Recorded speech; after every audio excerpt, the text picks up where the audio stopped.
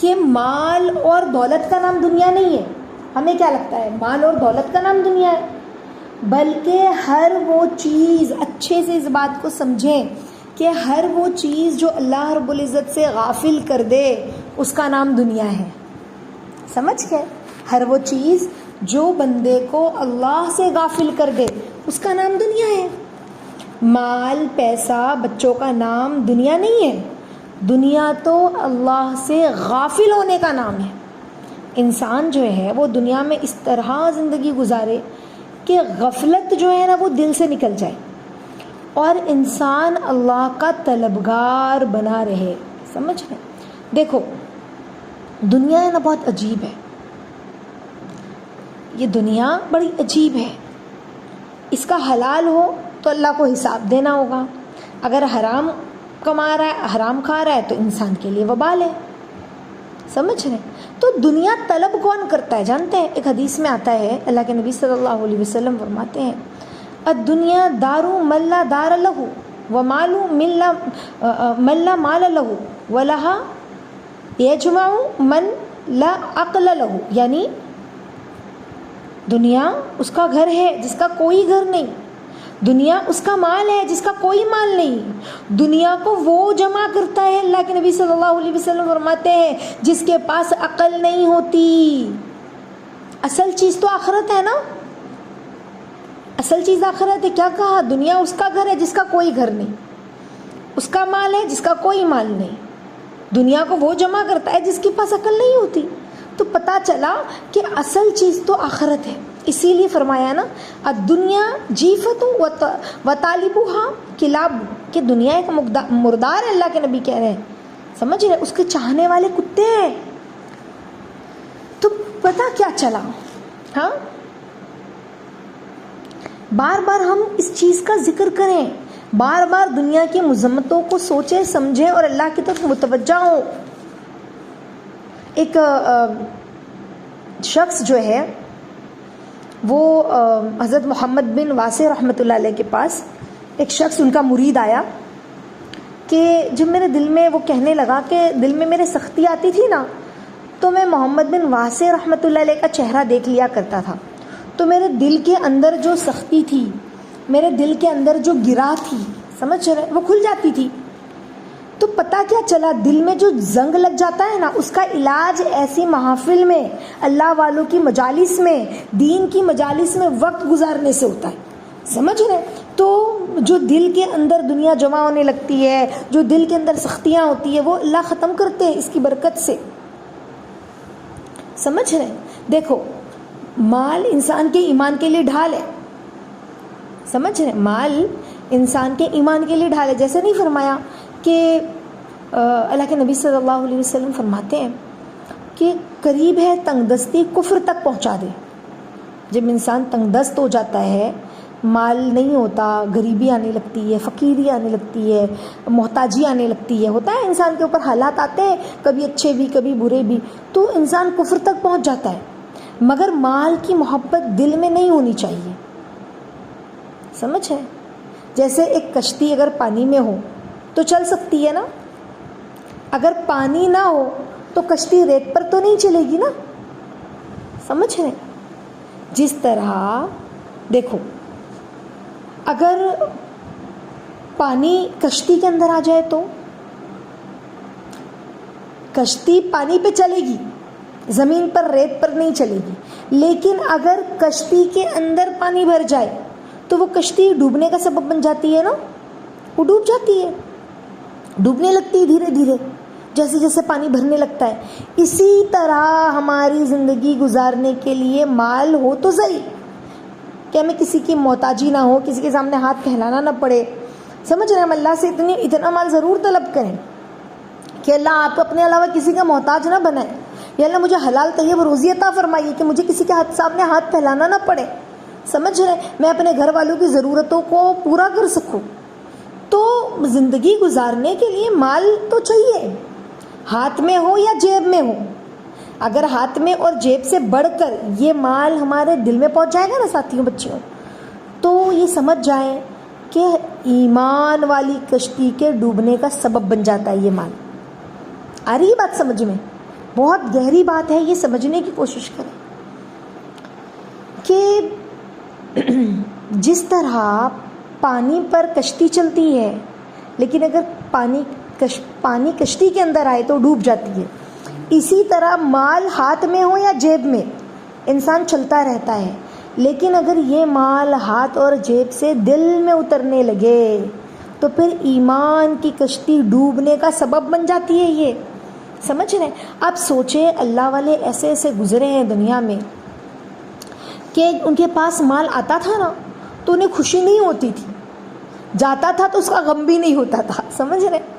ابھی دیکھیں شیخ عبد القادر جیلانی رحمۃ اللہ علیہ کتنے بڑے اللہ والے، ان کے متعلق کتابوں میں ایک واقعہ آتا ہے شیخ عبد القادر جیلانی رحمۃ اللہ علیہ کے بارے میں کہ ایک مرتبہ ان کا سامان جو ہے وہ تجارت کا جو سامان تھا وہ ایک جہاز میں آیا، تو کسی نے ان کو آ کر بتایا کہ حضرت کہ جو سامان آپ کا جہاز لے کر آ رہا تھا وہ سامان ڈوب گیا۔ اب سوچیں، سامان تجارت کا ڈوب گیا تو کتنا نقصان، ہم ہوتے تو اللہ ہائے واہ اللہ کرتے، اب کیا ہوگا، ڈپریشن میں چلے جاتے۔ معمولی بات تھوڑی نا انسان کا تجارت کا مال ڈوب جائے۔ تو انہوں نے فرمایا الحمدللہ۔ عبد القادر جیلانی رحمۃ اللہ علیہ نے کیا کہا، یہ سن کر الحمدللہ۔ تھوڑی دیر کے بعد دوبارہ کوئی آیا اور اس نے خبر دی کہ حضرت وہ جہاز جو ہے نا بچ گیا، ڈوبا نہیں تھا، کنارے پر لگ گیا ہے۔ تو حضرت عبد القادر جیلانی رحمۃ اللہ علیہ نے کہا الحمدللہ۔ تو ایک آدمی پوچھنے لگا ان سے کہ حضرت ڈوبنے کی خبر ملی تو بھی آپ نے الحمدللہ کہا، بچنے کی خبر ملی تو بھی الحمدللہ کہہ رہے ہیں۔ تو عبد القادر جیلانی رحمۃ اللہ علیہ نے فرمایا کہ دیکھو جب ڈوبنے کی خبر ملی نا تو میں نے اپنے دل میں جھانکا تو اس میں مجھے غم نہیں ملا، غم نہیں تھا، اسی لیے میں نے کہا الحمدللہ۔ اور جب مجھے بچنے کی خبر ملی نا تو میں نے اپنے دل میں جھانکا تو اس میں خوشی بھی نہیں تھی، تو اسی لیے میں نے کہا الحمدللہ۔ سمجھ رہے؟ یعنی دنیا کا آنا اور نہ آنا برابر ہو، سوا سوا ہو معاملہ۔ دنیا آئے تو بہت خوش ہو گئے، دنیا چلی گئے تو اتنے غمزدہ ہو گئے کہ بندہ شکوے شکایت کرنے لگا کہ میں ہی ملی تھی یا اللہ مجھے ہی غریبی دینی تھی، ہاں غریبی دینی تھی تو پیدا ہی کیوں کیا۔ لوگوں کے جملے ہوتے ہیں یا اللہ ہم بچپن سے یہی دیکھتے آئے ہیں، اتنی آزمائش، اتنے حالات، کہیں بیماری ہے، کہیں کچھ ہے، اس پہ سے مال بھی نہیں ہے، لوگوں کے تانے ہیں، یا اللہ ہم ہی ملے تھے، فلاں کو دیکھو فلاں کو دیکھو فلاں کو دیکھو، اللہ ہم کیوں نہیں کامیاب ہوتے۔ تو بسا اوقات انسان مال جاتا ہے تب بھی شکوہ شکایت کرتا ہے، کفر تک پہنچ جاتا ہے۔ سمجھ رہے؟ تنگ دستی اللہ کے نبی نے کہا نا صلی اللہ علیہ وسلم، کاد الفقر ان یکون کفرا، قریب ہے کہ تنگ دستی کفر تک پہنچا دے۔ تو مال کی محبت دل میں نہیں ہونی چاہیے، ہاتھ میں ہو جیب میں ہو ٹھیک ہے، دل میں نہ ہو۔ سمجھ رہے؟ اور یہ جو عبد القادر جیلانی رحمۃ اللہ علیہ کا دل کا جو حال تھا، یہ تو واقعی میں جو اللہ کی شدید محبت رکھتا ہے نا دل میں، سچی محبت، انہی کے ساتھ یہ معاملہ پیش آتا ہے۔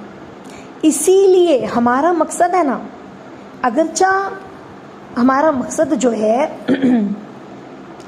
مال پیسے کے آنے سے خوش ہو اور جانے کا ہمیں غم ہو،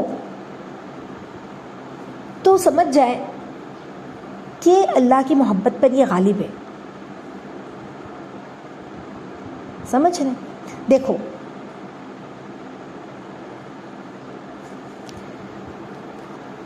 انسان یہ سمجھ لے کہ دین اور دنیا جب دونوں پیش ہو نا تو دین کو ترجیح دے۔ حضرت اقدس مولانا تھانوی رحمۃ اللہ علیہ جو تھے وہ لکھتے ہیں کہ اللہ نے مال کی محبت سے منع نہیں کیا ہے بلکہ مال کی اہمیت سے منع کیا ہے۔ سمجھ رہے؟ مطلب اس کو سب سے زیادہ محبوب رکھنا، اس سے منع کیا ہے۔ دنیا دین جب آئے تو پھر مال ہی محبوب ہو، یعنی اللہ اس کے رسول صلی اللہ علیہ وسلم سے زیادہ اگر محبوب ہو جائے نا مال تو یہ نقصان دہ ہے۔ مال کا جمع کرنا، تجارت کرنا، حضرت عثمان غنی رضی اللہ تعالیٰ عنہ کو دیکھیں، کتنا مال تھا میں آپ کو بتلاؤں, بچپن سے ہی امیر تھے. ان کے والد بڑے امیر تھے, بڑی ان کی تجارتی قافلے جایا کرتے تھے, اتنے امیر تھے. پھر والد کا انتقال ہوا تو بچپن سے اللہ نے ان کو وہ صلاحیت دی تھی کہ انہوں نے بچپن, میرے خیال سے 12-14 سال کی عمر کے تھے تب سے انہوں نے اپنی تجارت بزنس سنبھالنا شروع کر دیا تھا. اب سوچے 14-15 سال کا بچہ, 12-15 سال کا بچہ کیسا ہوتا ہے, ہاں. اور آج کے بچے تو دیکھیں نا, اچھا موبائل, اچھے کپڑے, عیاشی, ہے نا. تو یہ 15, میرے خیال سے 15-16 سال کے غالباً تھے کہ 14-15 سال کے تھے جب ان کے والد کا انتقال ہوا. تو انہوں نے اتنی سیریسلی جو ہے نا اپنی تجارت پر فوکس کیا اور اتنا تجارت ان کا بڑا, یہ بڑے مالدار تھے. کون ہے حضرت عثمان غنی رضی اللہ تعالیٰ عنہ, تیسرے خلیفہ ہیں, ہمارے نبی صلی اللہ علیہ وسلم کی داماد ہے, بلکہ 2 بیٹیاں ان کے نکاح میں تھی. لیکن جب اللہ کے دین کا معاملہ آیا تو کتنا خرچ کیا. جب ہم ان کا واقعہ پڑھتے ہیں نا تو دل خوش ہو جاتا ہے. جب ان کے بارے میں پڑھتے ہیں تو ایسا کہ اللہ, ان کے دل میں تو مال کی محبت نہیں تھی. جب دین قبول کیا تو کس طرح سے مال کو لٹایا اللہ اس کے رسول پر, اس کے دین پر لگایا. کہ ایک مرتبہ تو جنگ کے میدان میں اتنا دیا کہ اللہ کے نبی صلی اللہ علیہ وسلم نے فرمایا کہ اب عثمان اگر کوئی خطا بھی کر لینا تو اس کا حساب نہیں ہوگا. ایسا خوش کیا اللہ کو. کتنا دیا ہوگا سوچیں نا آپ. 500 اونٹ ماں سامان دیے پہلی بار میں, تو 100, پھر 100 بڑھاتے گئے کہ اللہ کے نبی ممبر سے اترے اور کہا کہ اب عثمان اگر کوئی گناہ بھی کر لے تو اس کا حساب نہیں ہے.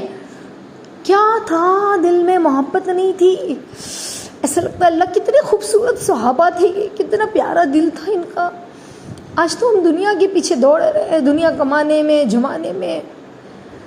اللہ ہمیں معاف فرمائے, اللہ ہمیں معاف فرمائے. میں اللہ سے مانگا کریں, یا اللہ عافیت کے ساتھ دنیا کی محبت ہمارے دل سے نکال دیجیے. عافیت بھی مانگے, اے اللہ اپنے حبیب کی سچی محبت ڈال دیجیے. کتنے پیارے لوگ ہیں, کیسے ان کی زندگی پڑھتے تو دل خوش ہو جاتا ہے. کیسے بھی لوگ ہوتے ہیں دنیا میں, ہاں. تو اللہ تعالیٰ ہم سب کو کہنے سننے سے زیادہ عمل کی توفیق عطا فرمائے. ہم اپنے بچوں کو بھی بتلایا کریں دنیا کی مذمت, کیونکہ اب تو دور بد سے بدتر آ رہا ہے, سوشل میڈیا کا دور ہے نا, تو بچے اور وہ طلب کر رہے ہیں یہ بھی ہونا چاہیے, لائف اسٹائل, اس طرح کا پیسہ, اس طرح کا بنگلہ. آج یہی سب چیز تو سوشل میڈیا پر نظر آ رہی ہے, تو بچے بس اسی کے پیچھے بھاگ رہے ہیں. دیکھو, مال کمانا یا مال کو جمع کرنا منع نہیں ہے, سمجھ رہے. ایک بزنس بنانا, اچھا بزنس مین بننا, اچھا تاجر بننا, یہ منع نہیں ہے. لیکن اس کے پیچھے ایسا بھاگنا کہ اللہ اس کے رسول بھول جائے, یہ منع ہے.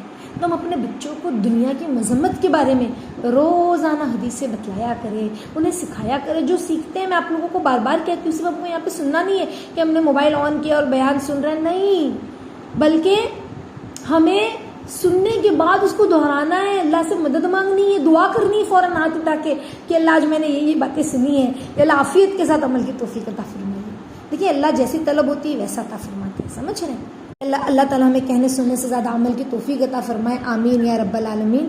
دعا پڑھ لے, وقت بہت ہو گیا ہے. سبحان اللہ و بحمدہ, سبحانک اللہم و بحمدک, نشہد ان لا الہ الا انت, نستغفرک و نتوب الیک. سبحان ربک رب العزۃ عما یصفون, وسلام علی المرسلین, والحمد للہ رب العالمین. جزا اللہ ان محمد ما هو اہلہ صلی اللہ علیہ وسلم. اللہم تقبل دعا